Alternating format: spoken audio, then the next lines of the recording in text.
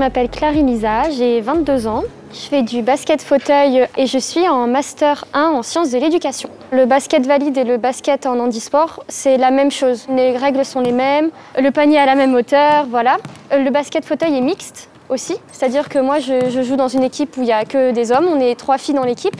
Je suis président du comité départemental handisport de l'Hérault, et donc je m'occupe de tous les clubs sur le territoire héraultais.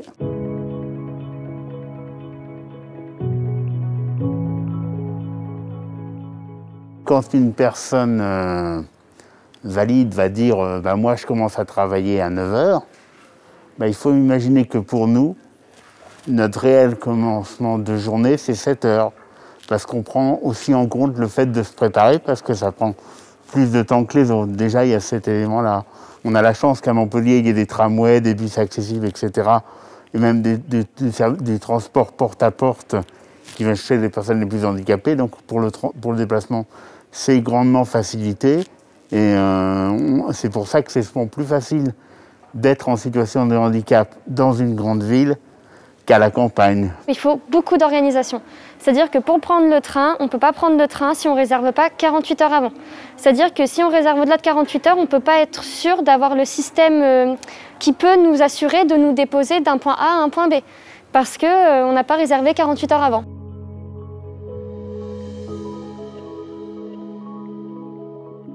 Pour moi, le message aujourd'hui, et notamment sur la ville de Montpellier, c'est de demander aux gens qui sont en vélo ou en trottinette de bien regarder devant eux. Parce que comme vous le voyez, Lisa et moi, on est plus petits que les gens qui sont debout et ils ne nous voient pas. Et souvent, quand ils nous arrivent dessus, on peut vraiment se faire mal et leur faire mal aussi. Moi, ce serait du coup plus au niveau de la voiture et au niveau des places handicapées ou par exemple, en fin de trottoir, quand il y a un passage piéton, il y a toujours une petite avancée plus basse. Le nombre de fois où je vois des voitures garées devant ou stationnées, pensez à nous, s'il vous plaît. Nous, des fois, à côté de chez moi, il y en a il y a une fois sur deux une voiture de garée quand je vais prendre le tram.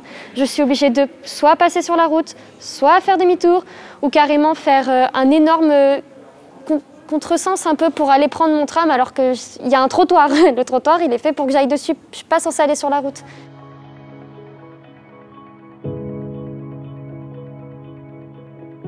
Pour moi, Handicom, c'est d'abord et avant tout un coup de flash sur la situation des personnes handicapées dans toutes leurs dimensions de leur vie. Sensibiliser les enfants, s'il y a quelqu'un à mobilité réduite dans leur école, que c'est pas grave, qu'ils peuvent aller jouer avec lui, que c'est pas un frein, qu'il est comme tout le monde, qu'il n'y a pas de souci et que ça ne fait pas de différence en fait. Ça a l'air différent, mais c'est pas différent.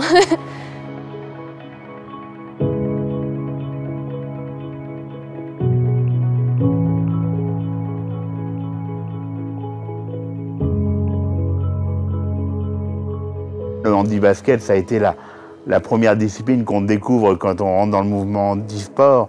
Et c'est vrai que c'est l'activité par essence où les gens qui deviennent en situation de handicap, on va les faire jouer avec un ballon pour leur montrer déjà qu'ils sont capables de maîtriser leur fauteuil, de maîtriser le ballon.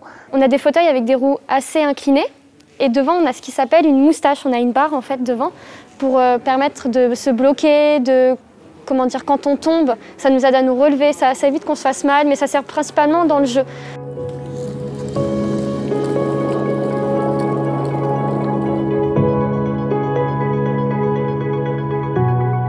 On se rend compte que c'est toujours très utile parce qu'il faut toujours expliquer, réexpliquer, rien ne va de soi et que faire attention à l'autre dans sa différence, c'est gagner pour tout le monde.